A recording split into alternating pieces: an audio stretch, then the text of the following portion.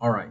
So I sensed that some people were stuck on how to approach this and struggled a little bit first period. So I want to make a video that kind of gets you started and then lets you start to work from there. First of all, I think it's important to read the instructions, look at the example, the execution of code, and then go back and read the instructions.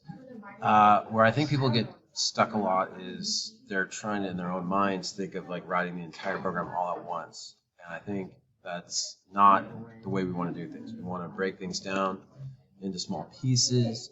We want to try to execute those small pieces, constantly test our program as we go. Okay, so I'll attempt to demonstrate that for you. So let's make a new file. It's like that. Nothing. Blank, right? Let's see. Where's my instructions? These are my instructions. Okay. So first of all, initialize the list. Start with an empty list called tasks. What would that look like? It would look like this. Empty list. Boom. Done. Right? Add tasks. Prompt the user to enter new tasks and use append to add each task to the end of the list. So, you may be curious, well, how does append actually work? Like, how does that work? So here I have this list called tasks, right?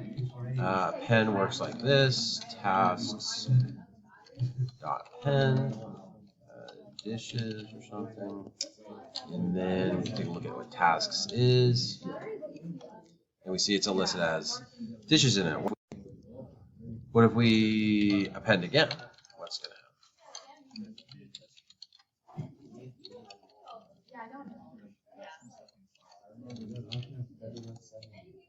to happen? Aha! It puts the item on the back of the list, right? That's what append does. And that's what they're telling us to do here to add items to our list, right? So I could say, new task equals input.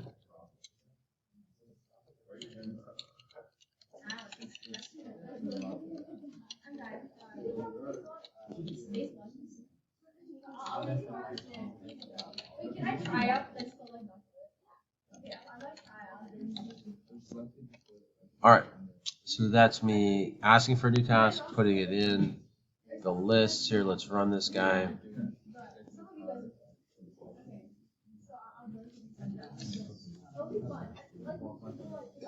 Please enter task. Find a new doctor.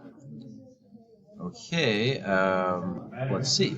What is the status of my list of tasks? It is find a doctor. Ha! Put it there just like I wanted. Well, that's looking pretty good.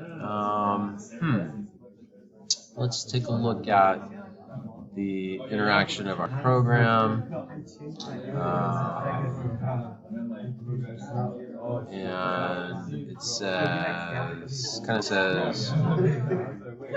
welcome to your to-do list manager. What would you like to do? Add a task, view task, remove a task by name, task by position, quit, enter the number of your choice, enter the task you want to add, finish homework has been added to your list. So now the question is, well, geez, how do I get that sort of interaction? Well, the first part is just a message, right? Welcome to your to-do list. What would you like to do? Add task, view task, remove task by name.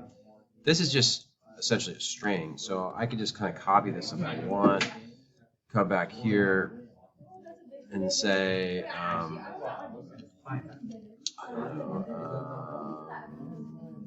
prompt or something like that. I'm going to say prompt equals, go some quotation marks. Aha, this is interesting.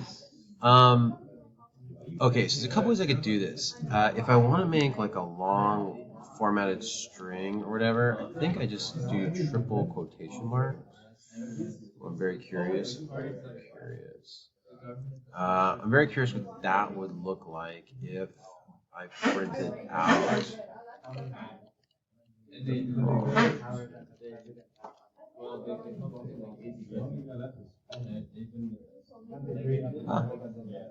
It's pretty good. Please enter a test. Okay, so let's move this back. That looks pretty good. Blah, blah, blah. So now I could say perhaps I only want to do. So I only want to do this choice equals int input. Now I don't, I could actually throw my prompt in there. And just run this real quick, make sure that looks like it should. Aha, looks all good. It's sitting there blinking, waiting. I push 1. Now it says please enter a task right now, but the reason it does is because that's the next line of code, not necessarily because I push 1 and only push 1. You could see that if I ran this program again and push 5, it would still say please enter because it's not conditional at this point, right? So what I'd want to say is something like if choice equals 1, then let's ask for this, right? So now if I run this and push 4, nothing happens, right? There's nothing there. It's only if I push 1 does it ask me to enter a task. I don't have to do this. And I can see that my list task has that idea added to it, right? So I guess the question is, like, how do we keep doing this? Like, I want to keep doing this. We keep doing this, right? So I need some kind of loop. How many times do I want to do it? I don't know, right? So some people just make like a for loop that goes 1,000 times. So like, that should be enough, right? And we can cut it off at some point if we need to. But what makes sense to do when you don't know how often you want to do something or how long you want to do something is to use a while loop, right? In a couple ways we could do this. We could try to create some arbitrary condition and then change the value of that condition, or we could just do something like while true and then try to break out of that at some point if we no longer want to do that, right? So run module while true. How about I push 3? Kind of nothing. I push 5, nothing. 78. But it's going to continue to prompt me, right? Only if I push 1 is it going to ask me for a task, like Costco. And then I push 1 again, and it asks me for another task, like, you know what I'm saying? Air, ice bath. What did I do? I didn't push the right button. But I do think we still can see that task got the first couple things added to it, and you can imagine that idea keeps going. Now, of course, I haven't sort of error-proofed the program. Like I haven't used any try except clauses. Those would be good ideas here, I think. So if the user does type in something by mistake, the program doesn't crash. How do you get it to stop if you are in a while true loop? Well, if you hit Control-C, that will stop it executing in the shell. Or you could also break the program. So for example, quit is number 5. So if choice equals 5, we could say something like break. Now I think we're supposed to print something out. So again, come back to this guy. It says enter. Well, let's do a couple things. Let's make our program look like their program. So it says enter the number of your choice. So let's go ahead and add that to this.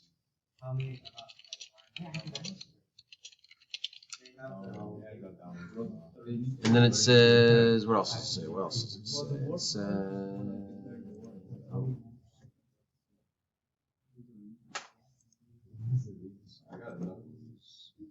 enter the task you want to add.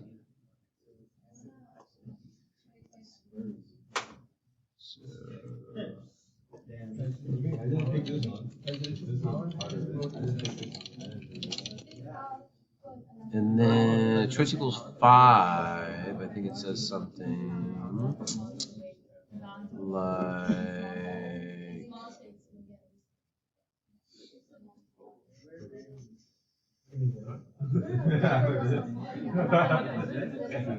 goodbye. All right. So before we break, we could print out goodbye. All right, so I think it's a pretty good start. Once again, I would run this program. I would try entering 1 several times. I'd try entering 5 several times. But this is a pretty good start, and now you have to kind of think about how to do these other things you want to do, like displaying the items, removing items by the name of the item or by the location of the item. And again, the prompt kind of gives you a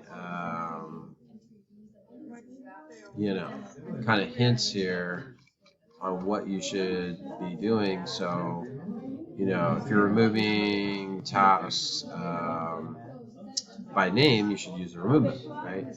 If you want to remove tasks by the position, you could use pop or delete to do it that way.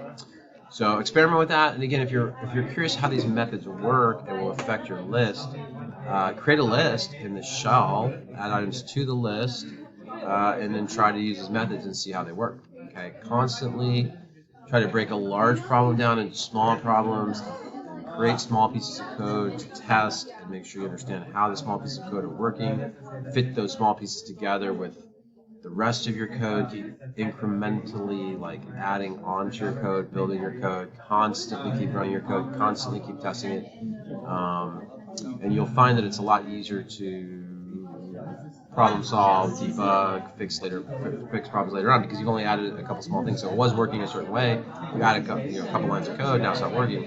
You pretty much know those couple lines of code you added are the problem, right?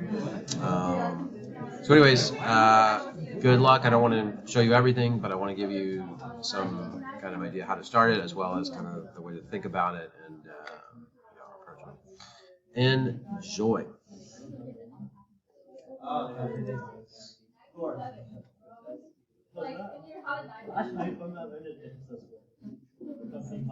Did that record? Am I recording? Am I?